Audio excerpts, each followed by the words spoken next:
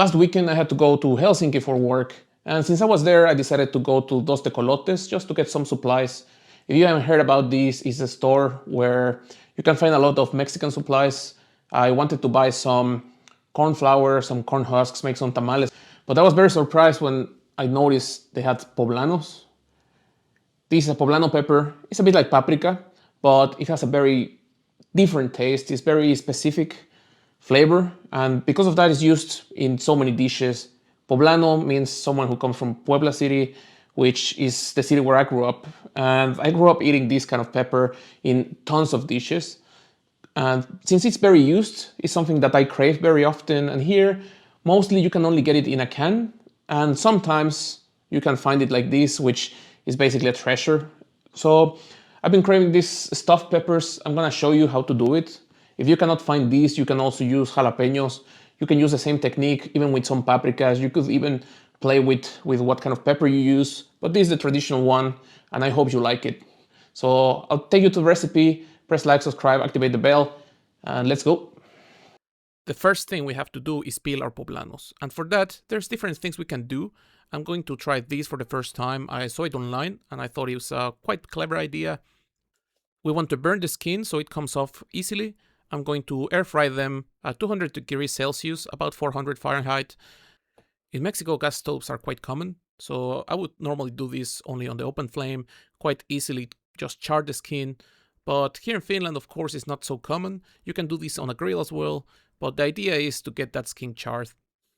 The skin doesn't need to completely turn black, but you will notice some color change. That's an indication these are ready, and the time might vary depending on your air fryer. If you don't have an air fryer, you can also use a pan. It's just a bit more work, and you have to keep rolling them around. I am throwing them in a plastic bag, waiting for 15-20 minutes, and let them steam in there. This will make the process way easier. As you can see, peeling them is quite easy at this point, but also they are very fragile. So if you want to stuff them, you have to try your best not to break them, otherwise it will make it way harder. This is one of those things that it might look like it takes a lot of time, and the first time it might be true, but once you get used to it, it becomes quite simple.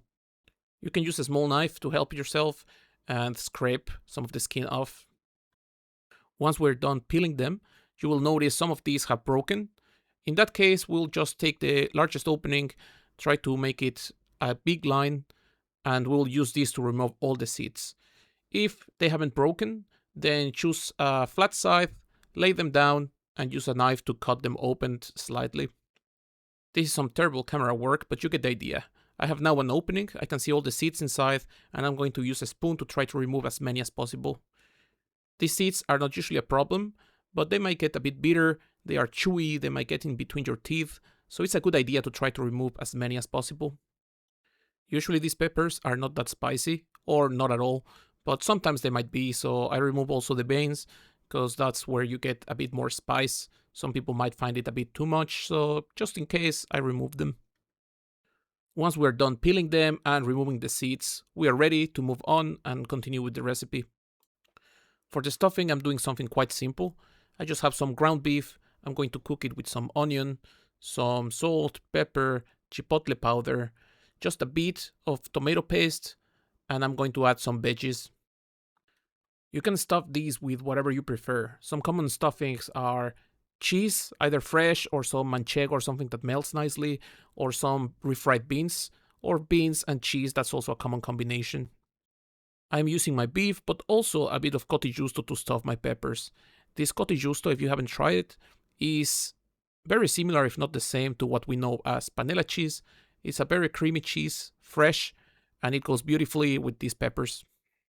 You want to be generous with the stuffing, but don't overdo it to the point where they don't close properly, because otherwise it will be harder to just continue the process. Some people might use a toothpick to keep them closed, but personally I don't think it's necessary. For the coating, we need some eggs, but we need to divide egg yolks from whites. How many you need, it completely depends on how many peppers you're coating. We're going to add our egg whites to a mixer. We can use a stand mixer, hand mixer, or even do it by hand. What we want is to make a really thick foam. Once we have the foam, we want to start adding the egg yolks slowly. By adding them one by one, we make sure that we don't disturb the foam, and we keep the same nice texture. We can test the texture using a spoon. As you can see, if I flip it over, it doesn't fall right away. It's very sticky, very thick, and this will create a really nice batter that we can cover our peppers with. I have my peppers here, and I'm going to roll them a bit in wheat flour. These will reduce the moisture, and it will help the egg foam to stick better and make it easier for us to coat them. As you can see, it might get tricky to do this, the stuffing might come out, so if you want to close them and use a toothpick to keep them in place, that might make things easier. Now we are ready to dip the peppers in our egg foam. This is messy, and it's a bit tricky the first couple times, but after a while it gets easier. Everything else is ready to be eaten except for the egg. So all we want to do here is to make sure the egg is cooked.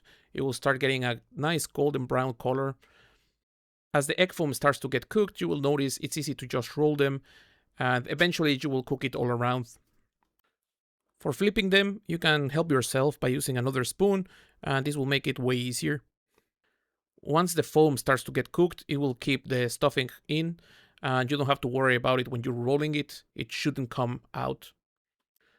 Once our egg foam is golden brown, we can take it out, and I'm going to let it rest on top of some kitchen paper. This could be served right away. Some people eat them just like this, some people make tacos out of them, some people put them on a sandwich, but I'm going to make a quick sauce, and we're going to serve them with that. I will make a very basic sauce. I'm adding 5-6 tomatoes, 1 small onion, couple garlic cloves, salt, pepper, and a bit of oregano. Once my sauce is ready, I'm going to throw it in a pan. I'm going to warm it up until it boils, give it maybe 10-15 minutes, and my sauce should be ready. I will keep moving it around. You will notice the color changes quite quickly. At this point, it has a bright red color. You can taste it at this point, make sure it doesn't need more salt or pepper, but we don't want this sauce to overpower anything. It's just a bit of a complement. I will serve these with a very basic white rice on the side. This is how I made these chiles rellenos. I think they're quite nice. They look quite pretty. I like how they look. They look very nice when you serve them. For example, at dinner, it's something quite special, because especially here in Finland, it's not something that you see very often.